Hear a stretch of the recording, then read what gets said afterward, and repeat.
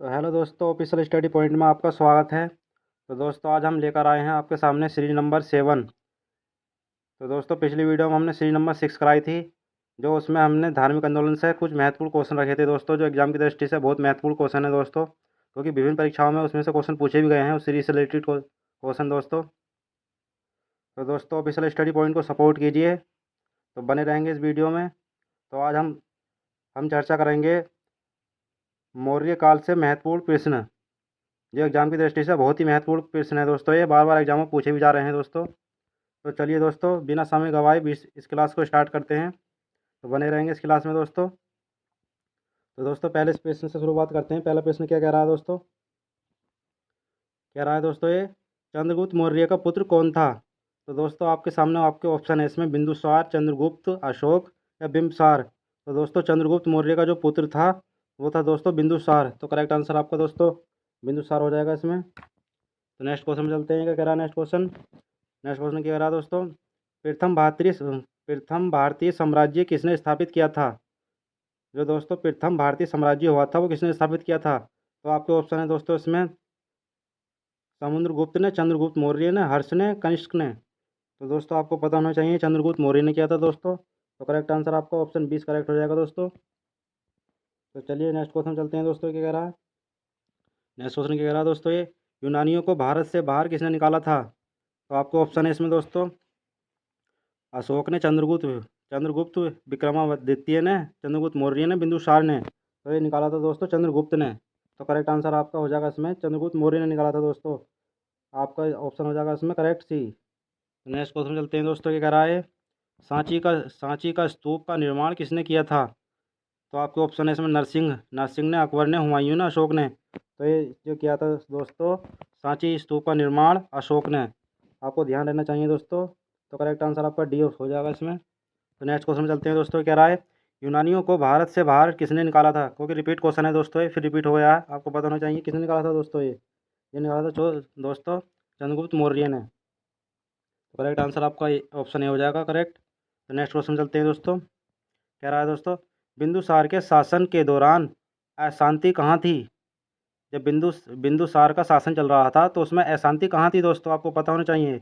आपके इसमें ऑप्शन रखे हुए हैं दोस्तों, राजगृह में, तक्षशिला में थी, पुष्क पुष्कलावती में थी, उज्जैनी में थी। तो कहाँ थी दोस्तों ये? इसमें थी तक्षशिला में थी अशांति, बिंदुसार के शासन काल के समय में। तो करेक्ट आंसर आपको हो जाएगा इसमें बी। तो नेक्स्ट क्वेश्चन चलते हैं दोस्तों। ये कह रहा, मौर्य साम्राज्य की राजधानी कहाँ स्थित थी? तो ये दोस्तों लुम्बिनी में थी, वैशाली में थी, पाटलिपुत्र में थी, या बोध गया में थी।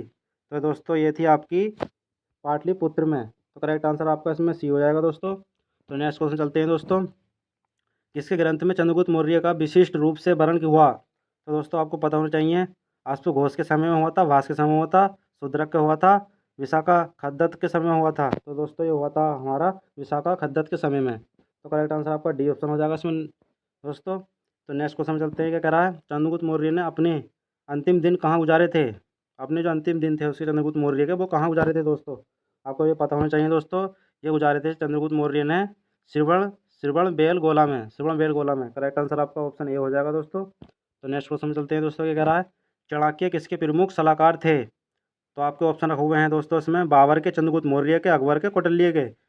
तो आपको पता होना चाहिए चाणक्य किसके किसके प्रमुख सलाहकार थे दोस्तों। ये थे दोस्तों चंद्रगुप्त मौर्य के। तो ऑप्शन नंबर बी आपका करेक्ट हो जाएगा दोस्तों। तो नेक्स्ट क्वेश्चन में चलते हैं। क्या कह रहा है दोस्तों? निम्नलिखित में से किस मौर्य राजा ने दक्कन पर विजय प्राप्त की थी?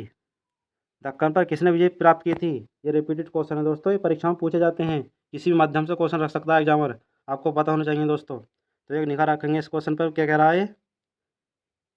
मौर्य राजा ने दक्कन पर विजय प्राप्त की थी। तो किसने की थी? तो ये की थी हमारे चंद्रगुप्त मौर्य ने। तो आपको ध्यान रखना चाहिए दोस्तों, ये दक्कन पर जो विजय प्राप्त की थी चंद्रगुप्त मौर्य ने की थी दोस्तों। तो ऑप्शन नंबर सी हो जाएगा इसमें। तो नेक्स्ट क्वेश्चन में क्या कह रहा है दोस्तों?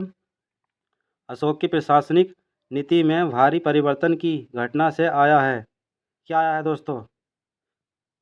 तो इसमें आपके ऑप्शन रखे हुए हैं दोस्तों, मिशनरी को सिलोन भेजना, बौद्ध धर्म को अपनाना, तीसरी बौद्ध परिषद, कालिंग युद्ध।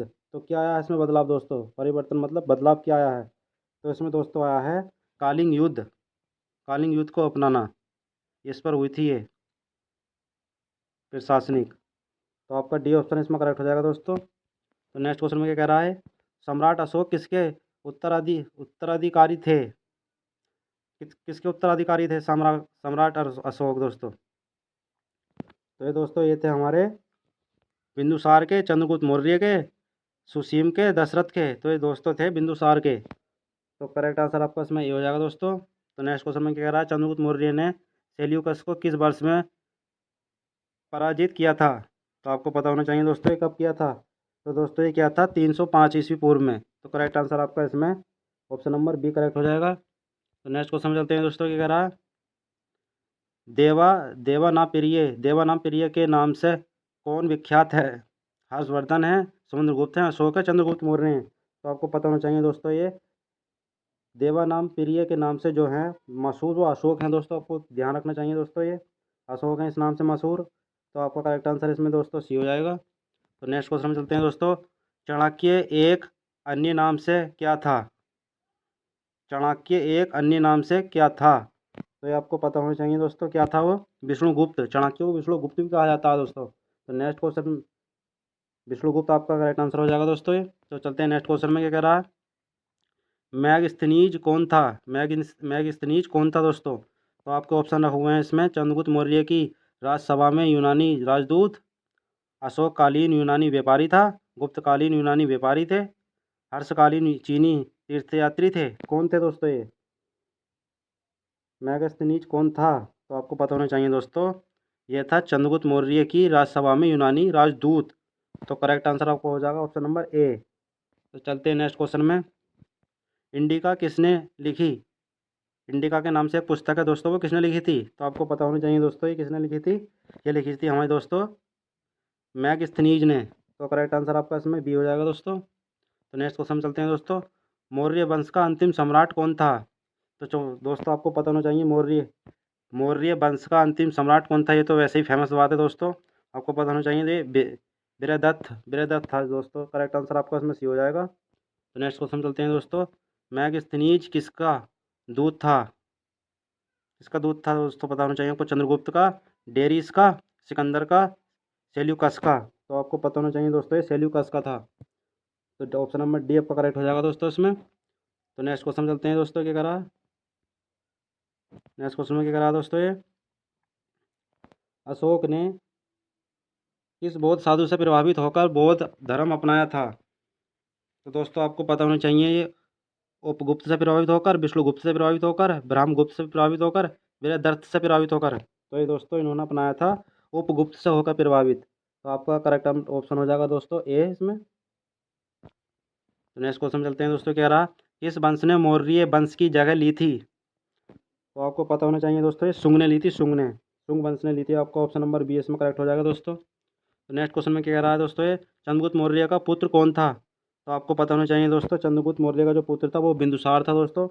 तो करेक्ट आंसर आपका इसमें सी हो जाएगा दोस्तों। तो नेक्स्ट क्वेश्चन चलते हैं दोस्तों, कह रहा है चंद्रगुप्त मौर्य का प्रसिद्ध गुरु चाणक्य निम्नलिखित में से किस विधा के केंद्र से संबंधित थे? तो दोस्तों आपको पता होना चाहिए, इसमें ऑप्शन है आपके वैशाली, विक्रमशिला, नालंदा, तक्षशिला तक्षशिला से। तो किससे थे दोस्तों, ये किससे संबंधित थे दोस्तों ये?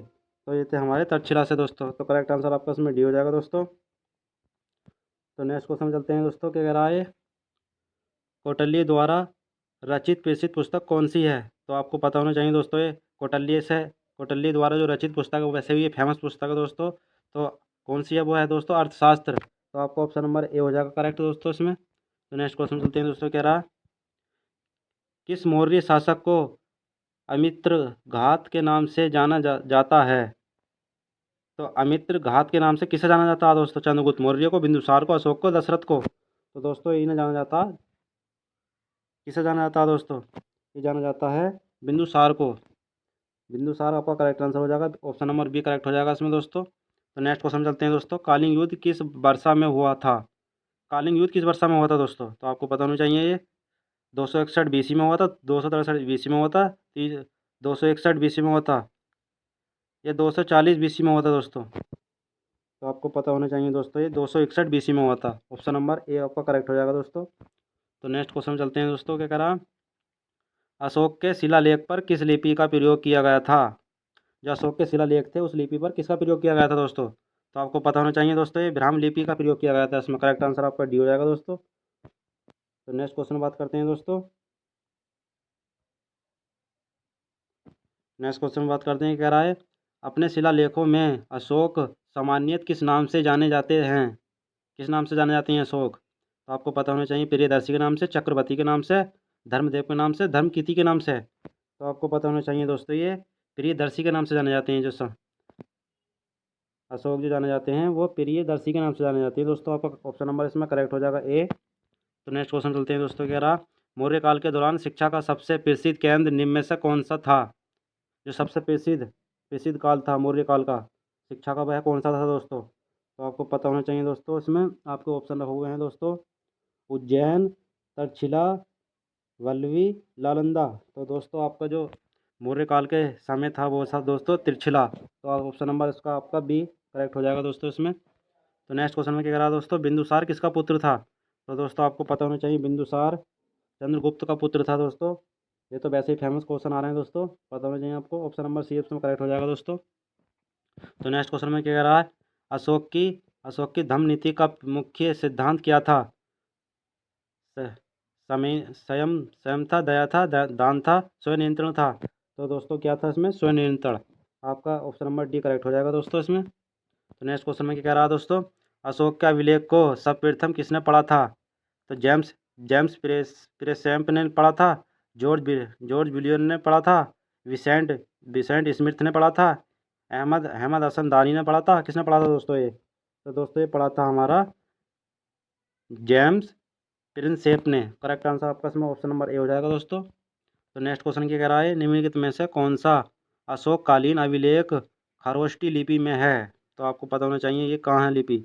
ये मेरठ में है, ये शाहबाजगढ़ी में है, गिरनार में है, कालसी में है। तो दोस्तों ये है हमारी शाहबाजगढ़ी में है। तो आपका ऑप्शन नंबर इसमें बी हो जाएगा दोस्तों करेक्ट। तो नेक्स्ट क्वेश्चन में क्या कह रहा है दोस्तों, निम्नलिखित में से किस एक अभिलेख में अशोक के अवशेष मिले हैं? तो किस में मिले हैं? कालसी में मिले हैं, रुम्मिनदेई में मिले हैं, मास्की में मिले हैं, विशिष्ट कालिंग राजा देश में मिले हैं। तो किसमें मिले हैं दोस्तों ये? तो मिले हैं हमारे मास्की में। ऑप्शन नंबर सी आपका करेक्ट हो जाएगा दोस्तों इसमें। नेक्स्ट क्वेश्चन में क्या कह रहा है दोस्तों, किस अभिलेख में अशोक ने स्वयं को मगध का सम्राट बताया है? तो अब बताएंगे इसमें, ऑप्शन नंबर है आपका पहला, क्या कह रहा है इसमें, मास्की का लौह स्तंभ था,